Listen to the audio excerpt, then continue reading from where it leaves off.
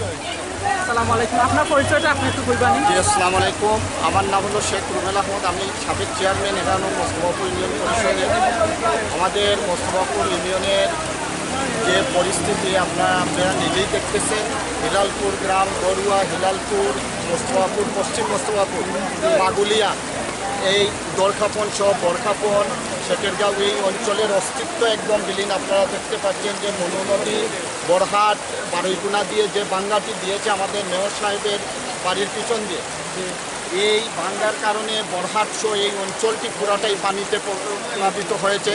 আমরা অনুরোধ করব, আমরা আমাদের সামর্থ্য অনুযায়ী এবং আমাদের আত্মীয় স্বজন যারা লন্ডনে আমেরিকায় আছেন ওনাদেরকে বলে আপনাদের মাধ্যমে আমরা অনুরোধ করব, আরও যারা বিত্তমান যারা আছেন সবাইকে অনুরোধ করব এই বন্যায় কবলিত মানুষের পাশে এসে দাঁড়ানোর জন্য। মাঝে কিছু খাদ্য সামগ্রী দিয়েছে, এটা আমি নিজে নিয়ে এসেছি।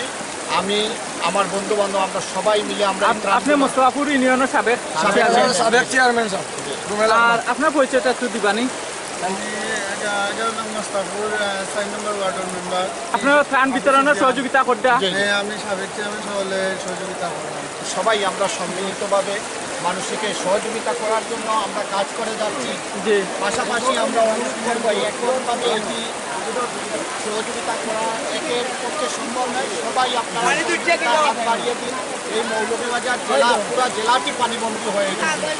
ইন্ডিয়ার গাড়ি বর্ষণ এসে সবাই যেন সহযোগিতা করেন এই অনুরোধটুকু লেখে, এবং দোয়া চাবো আল্লাহ যেন তাড়াতাড়ি এই বন্যার পানিটি নেমে যায় এবং আমাদের মানুষগুলি যেন দুর্ভোগ থেকে রক্ষা পায়।